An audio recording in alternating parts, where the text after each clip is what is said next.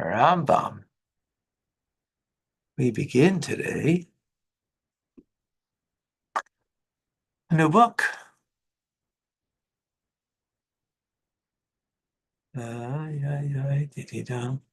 Oh, there we go. Let's get right into it.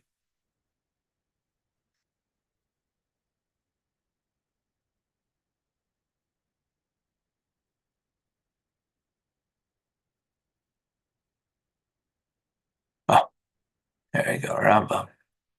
Sixth book, the Book of Utterances. This book contains 4 halachas that are arranged in the following order: the laws of oaths, the laws of vows, the laws of Nazarite vows, the laws endowed and valued. Rabbi? Yeah. Yes. I don't see Rambam on the screen. I see an invoice. Oh, all right. Can you pay it? I thought that's what it was there for. It had to be paid. There you go. All right, thank you. Everything's divine providence. It wasn't there, I didn't mean to put it there. That was a message from heaven. Okay, don't pay it. Don't pay it. Just joking. All right. Laws of oaths, they contain 5 mitzvahs, 1 positive and 4 negative. They are not to swear falsely in God's name. Right, third of the 10 commandments, not to swear false, not to take God's name in vain, not to deny having received an entrusted object, not to swear falsely when denying financial obligations, to swear truly in God's name. Okay, these bits are explained in between chapters. Number 1, there are 4 types of oaths for which one may be liable: shvuah, shvuas, bitui. Shvuah means an oath, bitui of expression. Shvuah is shav, a for no reason oath. Shvuas hapikodin, an oath for an item concerning something. Shvuas edus, and then there's the oath of witness, of testimony. Shvuas vidya is referred to in the Torah when a soul will take an oath expressing with his lips whether he will do harm or do good. Category divides into 4 categories: 2 involving statements made concerning the future, and 2 involving statements which are concerning the past. For example, he took an oath concerning the past event that occurred or did not occur, or concerning a future event that he will do or he will not do. Right? It's not expression. Past and future. 4 different components to it. The concept of Yeshua is bitui applies with regard to the deeds a person could perform, whether in the past or in the future. What's implied? With regard to the past, I ate, I cast a stone into the sea, and so-and-so spoke with so-and-so. I did not eat, I did not cast a stone in the sea. So-and-so did not speak with so-and-so. With regard to the future, right? Just giving examples, right? With regard to the future, I will eat, I will not eat. I will or will not cast a stone into the sea.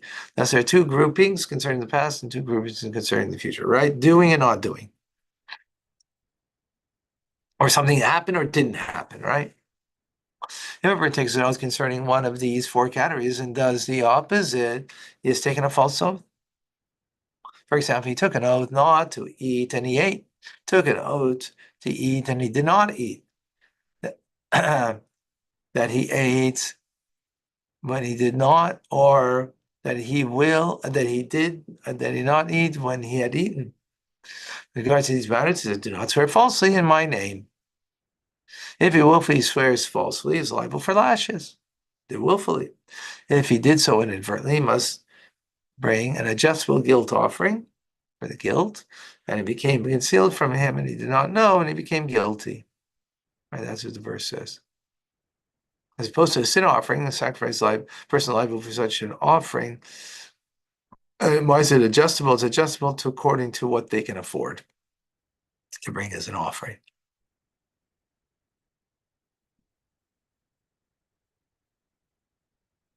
Okay, that shvu is bitui. What is it, right, of an expression? What is a shvu shav, an oath taken in vain?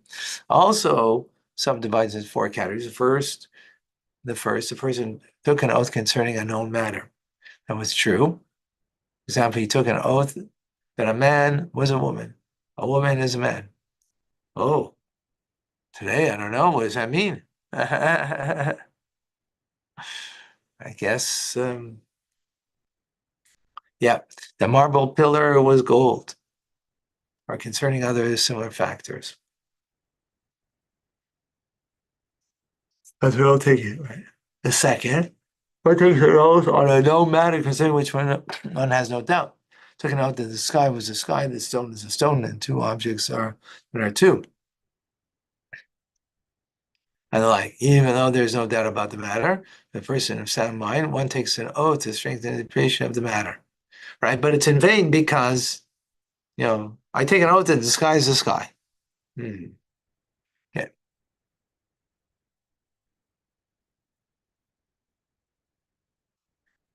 The third, one who takes an oath to nullify a mitzvah. Was implying one took an oath not to wrap himself in tzitzis, not to put tefillin, not to dwell in a sukkah throughout the holiday sukkahs, not to eat matzah on Pesach night, that he would fast on the Shabbos and on festivals, or concerning other analogous situations, which you can't take such an oath because you're obliged to do it. So your oath doesn't nullify the oath that you took at Sinai, or your soul took an oath before it came down here to fulfill Torah mitzvahs. You can't do that.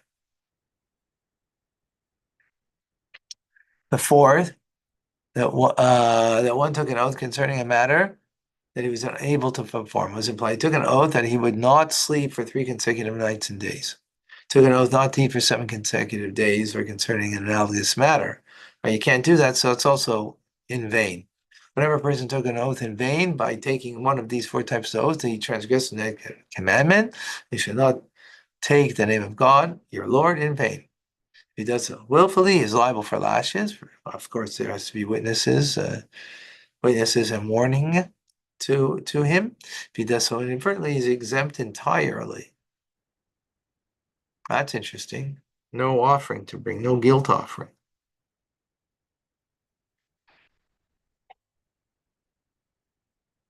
I guess because it doesn't say about that. Okay. Just give me a second. Okay. What is meant as shvusa bikoden, an oath concerning entrusted object? It applies when a person has money belonging to a colleague in his possession, whether it is an entrusted article or a loan. He stole it from him, withheld his wages. He found a lost object belonging to him and did not return it, or a similar situation. If his colleague claims the money that he has in his possession, he denies the claim. He buys the negative commandment, right? In other words, if this was given to me, right, or I found this and I deny, now someone came and claimed it, the owner of this pen, or the person who entrusted it with me, right, this gold pen that writes in gold. um and if I were, God forbid, to deny possession of it, and I have possession of it, God heaven forfend. So then I'd be right. I'd be violating negative commandment that you should not deny. There's a warning not to deny a monetary claim. One is not liable for lashes for this transgression. Why? Because there's no action.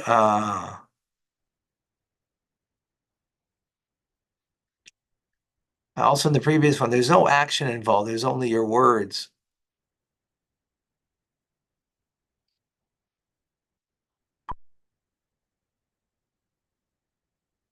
Or because in the end, I would have to make financial compensation if the truth came out.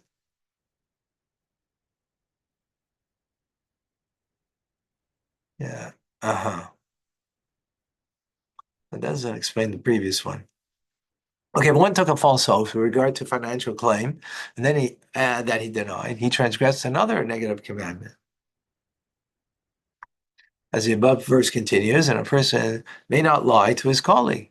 This is a warning against swearing falsely when denying a financial obligation. This oath is called a shvuas hapikoden, an oath concerning an entrusted object. Okay, what is a person's liability for taking a false shvuas hapikoden? He must pay the principal that he denied plus an additional fifth. That brings A definite guilt offering, not an adjustable one, but a definite guilt offering as a sacrifice that applies whether he transgressed intentionally or unintentionally, as indicated in the verse. And he will deny the obligation to the calling concerning the entrusted object, the financial deposit, a robbery, when he sinned and become guilty. The verse does not say that it will become concealed from him, indicating that one will transgress willfully is liable just as one is transgressed inadvertently. It didn't make a distinction, right? Before it did. So it's whether you did it willfully or not.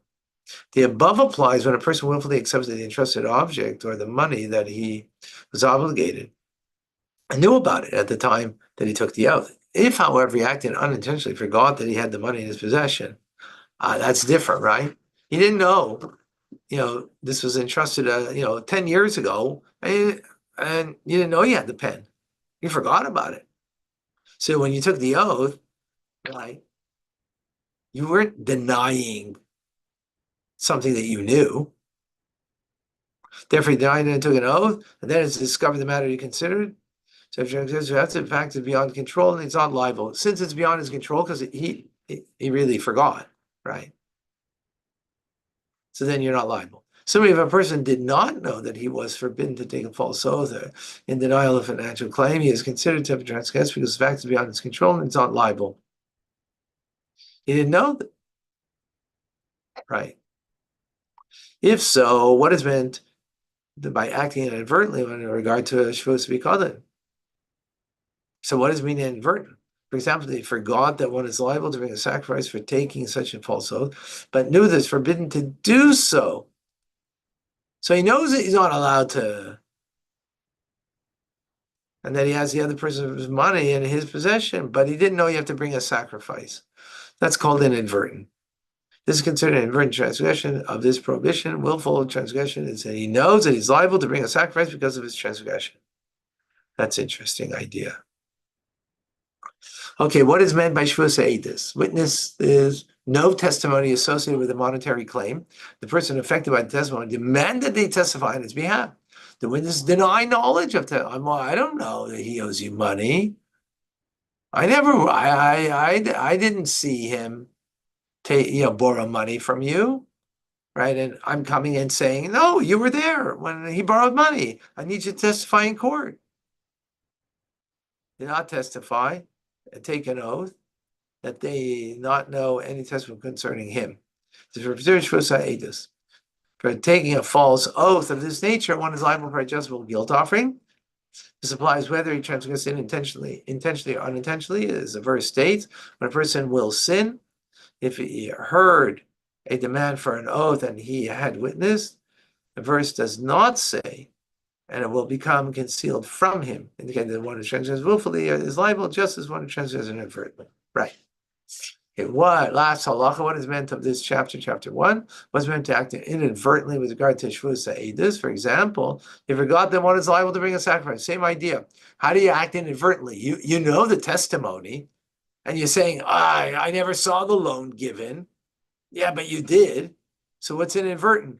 You didn't know that by lying like this, that you would have to bring a sacrifice for such as falsehood. But he knew that the oath was forbidden, and he was fair in swearing falsely, but he knows that he did something wrong in swearing falsely. That's inadvertent. Interesting.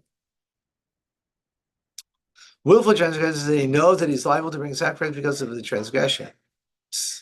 If he did not know that taking such an oath is forbidden or forgot the testimony and took oath, and later he discovered he knew the testimony and took the false oath, he's considered to have transgressed because force is beyond his control and is not liable to bring a sacrifice. So it's interesting. So he didn't know that it's wrong to take such a testimony. He thought, I have to, just because I know something, I have to go. So whatever, it's going to create friction. It's going to create, so he didn't know that that was a wrong thing. Because he thought, I'm going to create friction by giving testimony and not a good idea, Okay.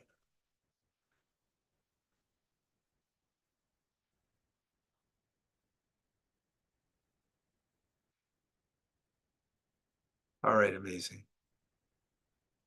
All right, folks. Thank you for learning. All of this is for Klal Yisrael. for Eretz Yisrael, the soldiers, and the complete defeat of darkness